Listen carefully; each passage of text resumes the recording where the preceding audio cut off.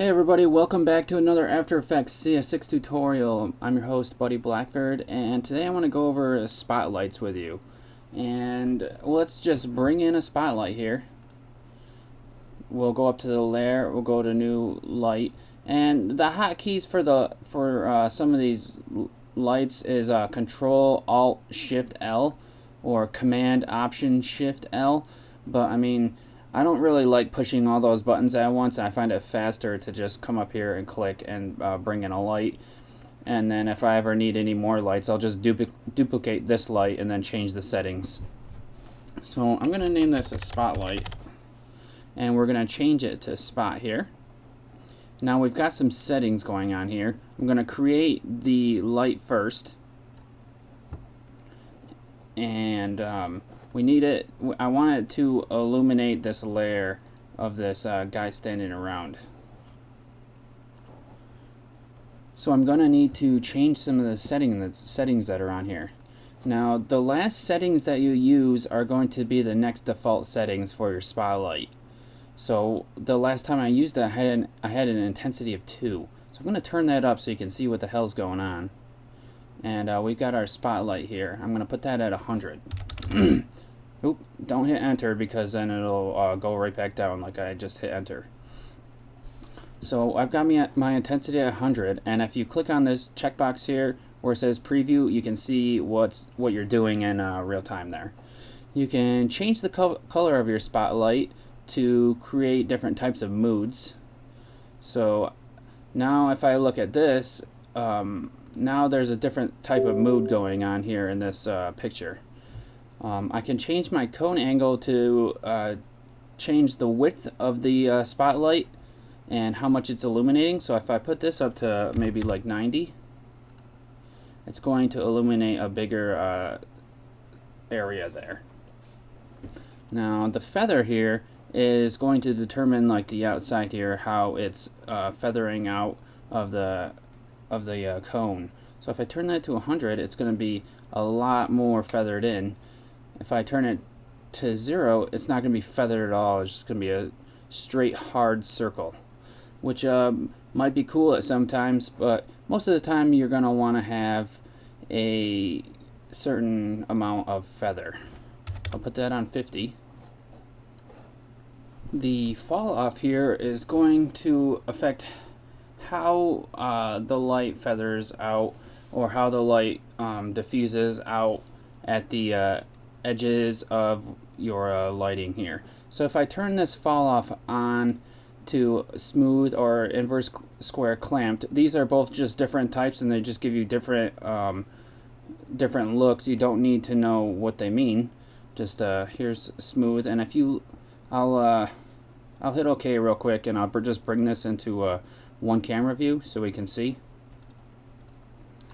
and zoom it in and bring up my light options again so we can see a little better. So this is none, and if you look at the edges you can see it gets darker when I go into smooth, and then if I go to inverse square clamped it gets even more darker.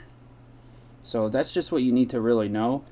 And when you have the smooth here, you can increase the radius or the fall off distance. So if you can also decrease it also, obviously. If I decrease this to like 200, you can see that it gets darker, and if I increase it, it's obviously gonna get a lot brighter. The fall off of how the light falls off the edges is being affected by this radius here, and the distance is the same thing. So if I put the distance down, I'll use my shift here, you can see what's going on here. So that's the radius of your fall off, or the distance of your fall off from the cone angle there. And then if I go past, it just comes out a little farther. And the lights don't go past the cone angle, they'll just go to the edge there. So if I type this on really high, I typed it on 5,400, it's not going any farther than the edges here. So I'll just go back to the basic 500, and I'll just turn the fall off down. casting shadows here is if you have another object in front and that object accepts shadows, you can cast shadows on the object. This one doesn't have anywhere to have anything to cast a shadow on or anything like that, so I can't show this right now, but I can bring up some text and show you how that works. So I'm going to hit OK here, and we're going to bring in some text. So I'll just go, or actually I can bring in these vector images that I actually have. Let's see if one's in front. Alright, we got that one. Let's bring in this black one here. And I have to check in 3D space where it is. Alright, it's in front of the light. I'm going to rotate, or put it back to 0 rotation here and move it just back a little bit. Now this vector has transparency, so the light will penetrate through the transparency here and cast a shadow onto the back object. So the first thing I need to do is come down to this picture here that I have in the background and allow it to accept shadows by twirling down and coming to the material options, and cast shadows is on. The vector that I have needs to have cast shadows on also.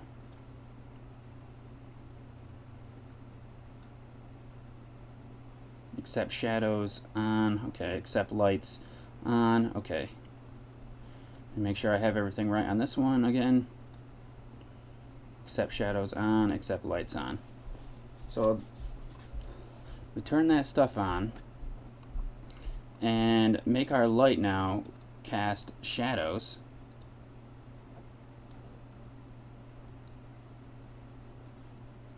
And there we go. Now we have a shadow going on here. I can turn the shadow darkness down a little bit. And as you see, when you start casting shadows, it renders a lot slower. So if I uncheck cast shadows, you should be able to see like the shadows in the background turning off. There you go. So that's how you cast shadows, and it's got this little note down here in case you forget that shadows are only cast from layers with cast shadows enabled to layers with cast accept shadows. Now all those options can be found again under the light options here. So if you twirl down on the spotlight and then come down to your light options, you've got all those options again. So these are all the same ones that you can find in the pop-up menu when you double click. It's easier for me to show you on this screen because the words are bigger and you can see a little better. So just remember that's it for spotlights. We can now use those in our scenes, mess around with them if you would like, rotate them around, animate them, and that's pretty much all there is. So I'll thank you. Yeah, thanks for watching this one, and I'll see you in the next one. Goodbye, everybody.